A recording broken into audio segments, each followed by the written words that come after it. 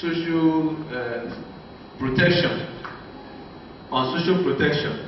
And persons with disabilities, of course, are a very key stakeholder when it comes to social protection. And I know the Ministry of Health is also a key member of that TWG. They were there during the inauguration and they made a very fantastic presentation. So we will also be engaging with that technical working group. And some of us will also be brought to the table to discuss how the TWG can also respond to some of our health needs. So basically this is what the law says.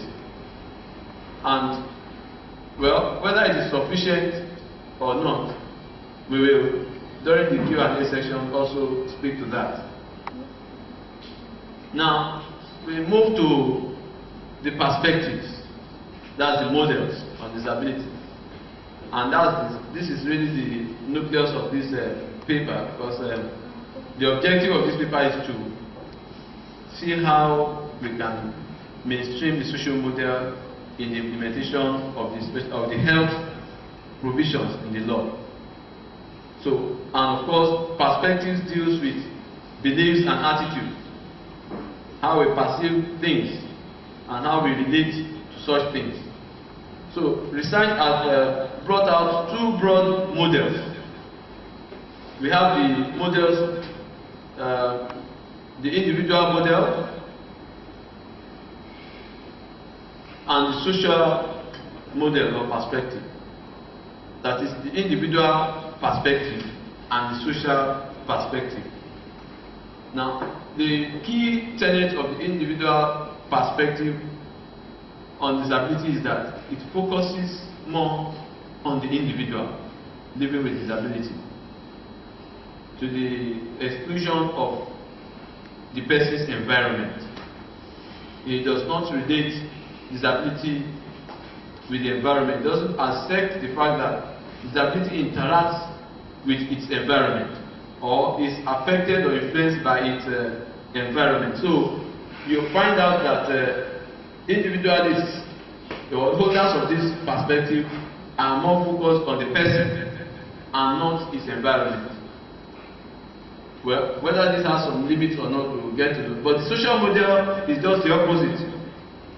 It tells us that, okay, your environment, it makes, I mean, it's a bit more realistic that yes, you have a disability, but you also have an environment which relates with you and which you also must relate with. And vice versa, this has impact on your on you as an individual.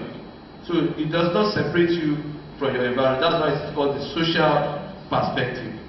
Okay? So under the individual model, I won't take much of our time on this. We'll just run through. Okay? The major model under this perspective, or the individual perspective, is the medical model. And that is where disability is mostly perceived from. I know we have some medical practitioners in our midst. Well, of course, the object of the medical model is that, yes, you have a disability, and that is just the issue for them. And you see, that is why somehow, in discussing some of the issues we have with the health sector, like I said somewhere else at the presentation, okay, during the inauguration of the TWG on social protection, I told them that, well, we can excuse some of these attitudes because an average medical doctor, with due respect, does not have that pity. I mean, this is somebody who is used to be seeing very terrible, situations, and that you are blind or deaf or living with one disability or the other. He just sees it as one of those medical situations. But that's the view we are trying to, correct. It's beyond just a medical situation. And of course, their own belief is that, well, if such a person were to be a governor, or he were to be in other spheres of life, maybe an MD of a business organization and so on, and the person with disability approaches for employment and says, yes, I want a job, he just sees you are incapable, that's all. And you can't blame him, that's just, he's coming from a background.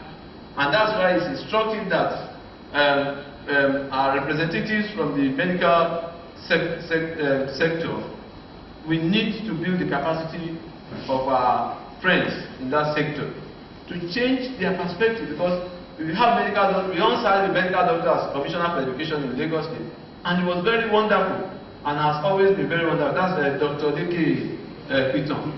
In fact, it was Dr. Leke Piton that initiated the inclusive school project, and that's also been developed further right now under this present administration. Sorry, I'm not speaking for Lagos State government. I'm just telling you what I know.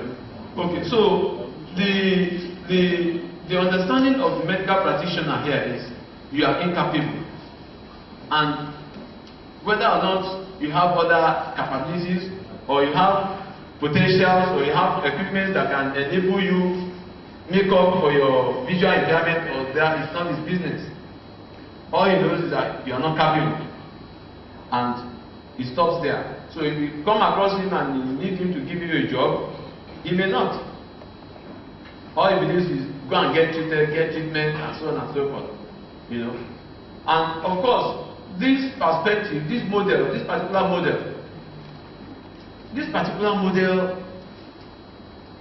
inform the kind of policy that this particular model will inform is that if you had a special advisor to the governor who is a medical doctor, maybe he's on in terms of general good governance and so on and so on. They have all this general